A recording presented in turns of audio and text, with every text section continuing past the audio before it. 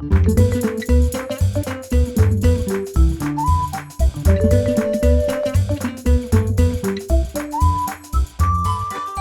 amigos, bienvenidos. Hey guys, welcome back to the Language Tutor Spanish series. I'm your profesor de español, Danny Evans. I'm so glad you're hanging out with me here on this episode. Well, I've been telling you here on YouTube and also on the podcast, I've been saying that many more good, really awesome tenses are coming up in the future. And guess what? On this episode, we're going to learn a new tense, a new way to use verbs. It's going to be really cool. I'm excited about teaching you this because we're now getting into some compound tenses. You know, there are basically 7 simple tenses, 7 compound tenses. That's 14 total. At some point, you just kind of start using some of the same parts over again, just in different ways. So, you know, somebody, I think I've mentioned this before, somebody said, wow, there are really that many tenses? Yes, but we're just kind of using the same stuff in different ways. So no big deal. But I am excited because today, this is the present perfect indicative. Okay, and what that means is that you're saying something has been done. So I just want to give you some examples here on the screen right here, just so you can see the English version of present perfect indicative, okay? So you go, oh, that's what we're talking about. All right, here's one. We have eaten, all right? So we're using the verb have, but it's really an auxiliary verb. It's not like something I physically have, right? Okay, in English, it just happens to be the same verb. But we're saying we have, and then we're using that past participle, eaten. It's been done. So we have eaten, that's present perfect indicative. Also, you can say she has lived in Barcelona. She has lived in Barcelona. She has done that, okay? Here's another one. They have finished. They have finished. It has been done, okay? And let's give one more. I have studied a lot, all right? That has been done. I have done that. I have studied a lot. All right, so how do we form the present perfect indicative in Spanish? Well, we're going to first put up the chart right here, and I'm going to give you the verb have as an auxiliary verb because it's not going to be tener, tengo, tienes, tiene. We don't use that. That's not the same verb. That's we physically have something, right? Okay, this is that auxiliary. So here's what it's going to look like. Up here in the top left, saying I have done something, that have is going to be H-E. That's it. So yo he, I have, and in a minute we're going to talk about how to do those past participles. The tú form is going to be has, H-A-S. Now down here in the bottom left, the él, ella, usted form is going to be a, okay?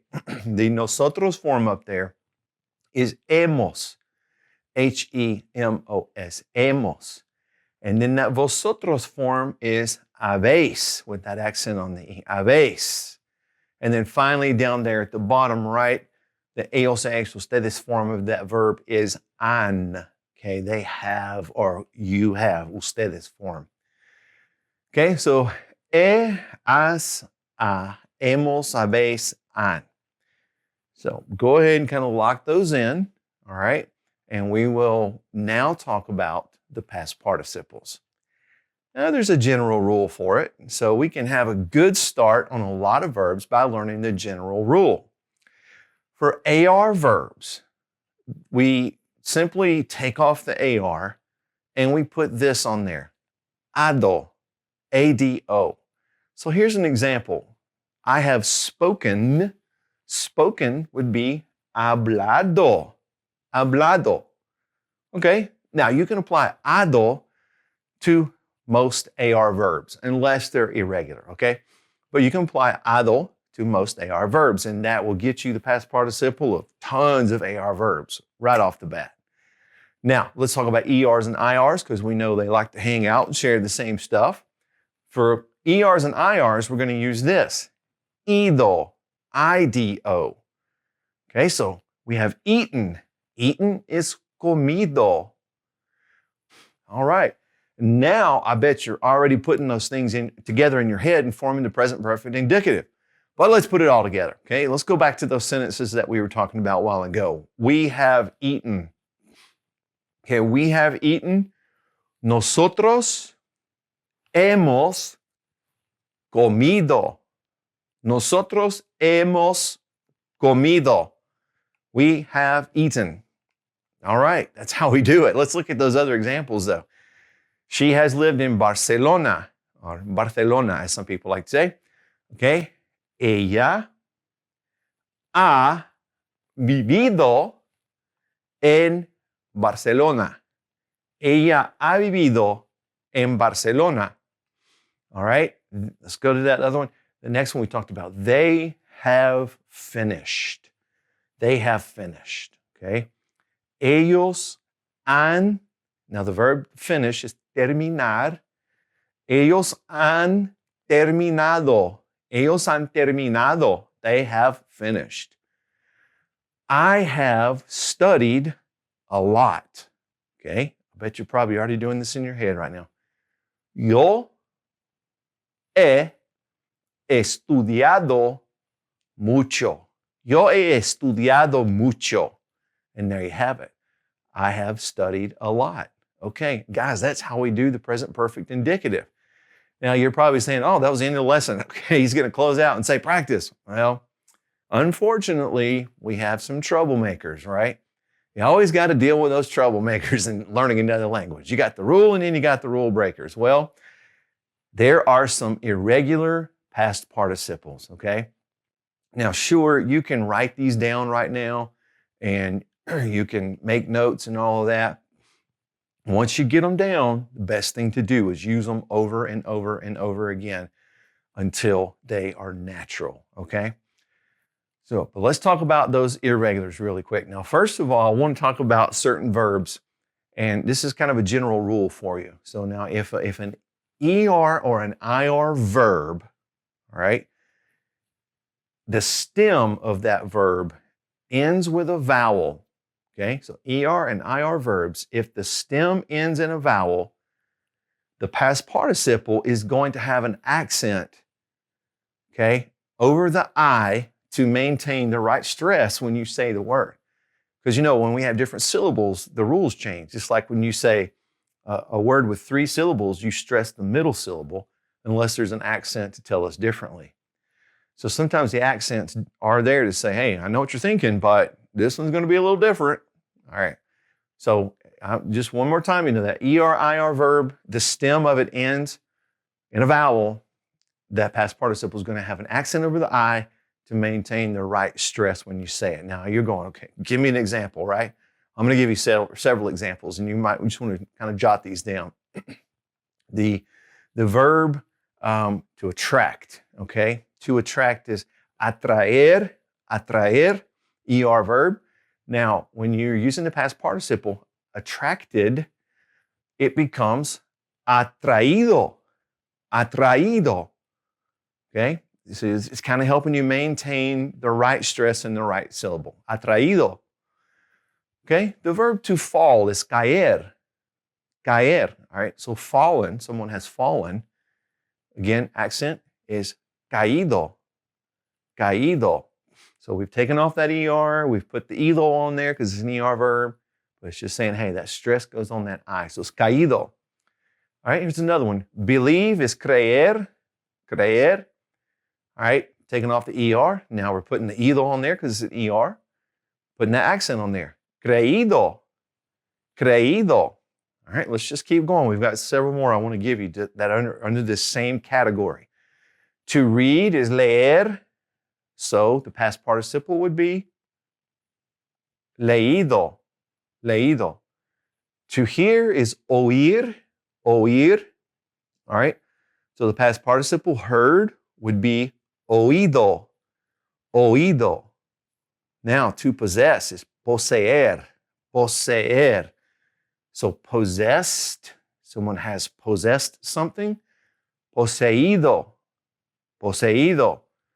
Now, to laugh is reír. So you can imagine someone has laughed. Reído. Now, to smile is sonreír. So the past participle is sonreído. Now, I want to give you one more, okay? Bring is traer. So the past participle, traído, traído. All right. Now, really quick, there's an exception to that rule. I mean, yeah, we've got troublemakers. Now we've got exceptions to the troublemakers. Okay, if it's a verb that ends with UIR, okay, then you don't have to put an accent on the I. Here's an example. Destruir, to destroy. Destruir, okay? So that past participle will be destruido. So we don't really have an accent there, all right? Not necessary. Destruido. Okay. Well, we've still got a little bit more to cover with this. All right, now some common irregular past participles. I want to just kind of give you a list of those. These are just common irregulars. The first one is the verb abrir, so opened. You know, it's not abrido, it's abierto, abierto, all right? Dead, to die is morir. Dead is actually muerto, muerto. Return, remember we talked about this a long time ago in stem changing verbs. Return is volver, okay? And you would say it's volvido, right? No, it's vuelto, vuelto, V-U-E-L-T-O. Now, the verb hacer, to do or to make, its past participle is going to be hecho, hecho. And you'll see this a lot on packing boxes, hecho en Mexico, or you know, any kind of telling you where it was made or whatever. Okay, now to see is ver. Its past is going to be visto. Past participle is visto. I have seen that, visto. The verb to absolve is absorber. Absorber, that is absuerto. Absuerto, okay? Resolved is going to be around the same thing. So that is resolver, resolver. So you're going to kind of do the same thing, resuelto, resuelto. The verb to put is poner, all right? Past participle, puesto, puesto.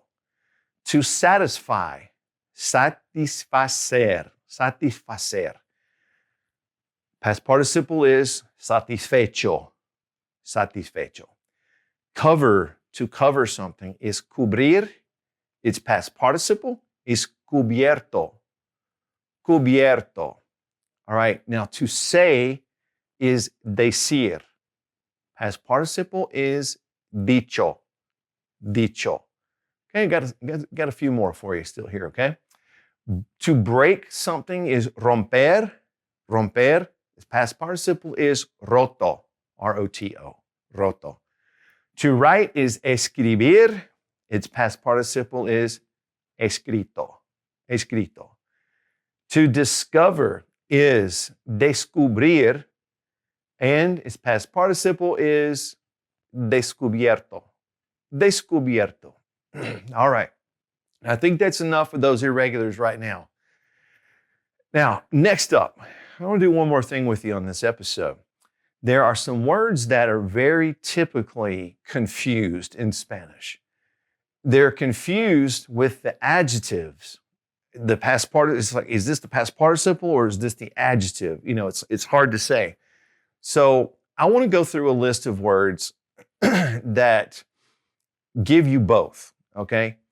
So I'm going to give you the verb itself, you know, what it means, then the verb, and then I'm going to give you both forms, okay? The adjective and the past participle, so that you're not confusing the two, okay?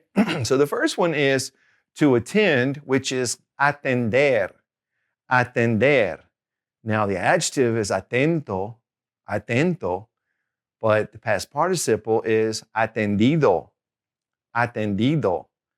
Okay, so you say in a sentence, if you're using that as an adjective, you know, attentive, then it would be atento. But someone has attended, atendido. All right? Now let's go to the next one. This was a good one because to bless is bendecir. And this one is often confused. It really is. The adjective is bendito, bendito. And the past participle is bendecido. Bendecido. Okay? Now, to confuse is confundir. Confundir. Adjective is confuso. Confuso. And the past participle is confundido. All right? Next one, to corrupt, is corromper. Corromper. Now, the adjective is corrupto. Corrupto. And the past participles, corrompido. Corrompido. Now, we've learned when we did stem changing and reflexive, we've learned the verb despertar, which means to wake up or to awaken. So saying someone is awake, adjective form, despierto, okay, but someone has awoken one's self or someone, despertado is the past participle. Despertado. Now, to curse is maldecir. Maldecir. Okay, the adjective is maldito. Maldito. The past participle is maldecido. Maldecido. Now, to possess is poseer. Poseer. The adjective is poseso. Poseso. And the past participle is poseído. Poseído. There we go with that I. Okay, and to presume is presumir. Presumir. The adjective, presunto. Presunto. And the past participle, presumido. Presumido. To suspend is suspender. Suspender. Adjective, suspenso. And past participle, suspendido. All right, and guys, that's a lot of information for one lesson. But I think that what you might want to do is start with the basics of, the ado, the ido, getting down those past participles, just using them in general in the present perfect indicative, and then start bringing in those exceptions to the rules, the irregulars, and the exceptions to the irregulars, the GUIs. Okay, so take it step by step and practice, and then get it firm, and then bring in something else and practice and get it firm. It's not going to be a problem. You guys can do this so easily. You got it down, okay? All right, guys, appreciate you hanging out with me. Keep on practicing, and I'll see you next time on the Language Tutor Spanish. Hasta pronto. Friends, thanks for watching the Language Tutor. If you have a question for me, feel free to leave it in the comment section below the video. And please click subscribe and the notification bell so that you'll never miss any of our language lessons.